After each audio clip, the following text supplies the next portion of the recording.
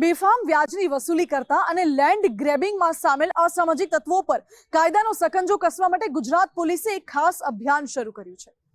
એના અંતર્ગત જ અંકલેશ્વર જીઆઈડીસીમાં એક વેપારી પાસેથી 3 ગણી રકમની વસૂલાત કરનારા 3 માથાભારે શખ્સ પર કાયદાનો સકંજો પોલીસે કસ્યો છે।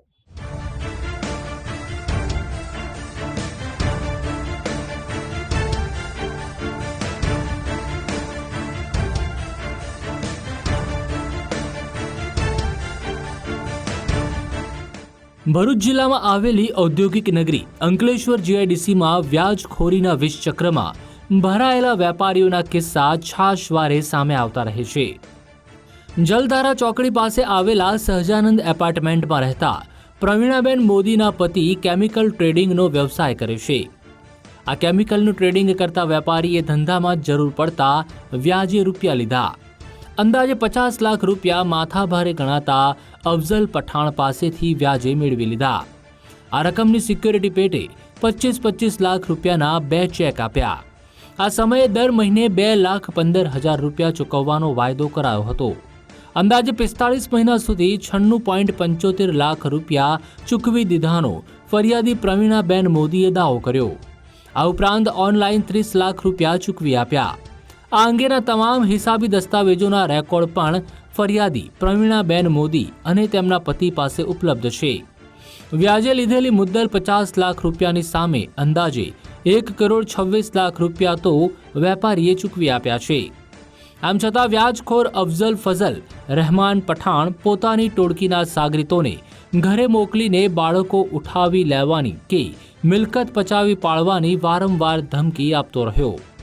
કેમિકલના વેપારી યોગેશ મોદીના પત્નીએ આક્ષેપ કર્યો કે અફઝલ પઠાણ એન્ડ ટોળકી પાસે નાણાંની ધીરધાર અંગેનું કોઈ પ્રકારનું લાયસન્સ નથી। આ અસામાજિક તત્વો ઊંચા વ્યાજે નાણાં આપ્યા બાદ પઠાણી ઉઘરાણી કરતા હોવાનું પોલીસ તપાસમાં ખુલ્યું છે।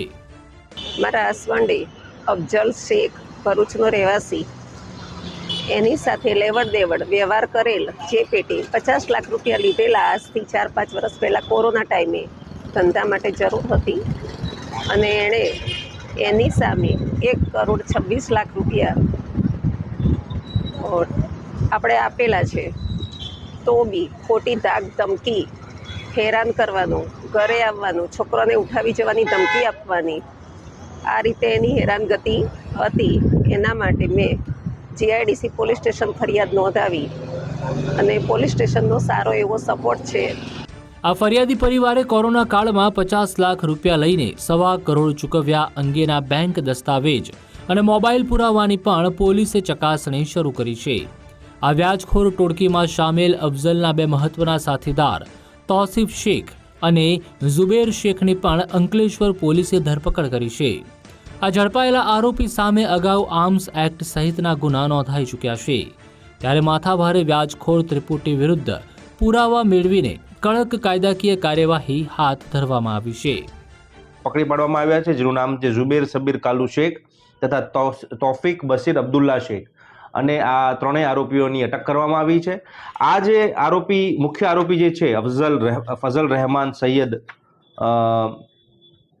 રહેમાન પઠાણનો, તેની વિરુદ્ધ અન્ય પણ 2 ગુનાઓ છે। 2023માં આર્મ્સ એક્ટનો ગુનો પણ એમની વિરુદ્ધ નોંધાયેલો છે અને 2019માં પણ એક ગંભીર ગુનો 452, 323, 504, 506 હેઠળનો ગુનો નોંધવામાં આવ્યો છે।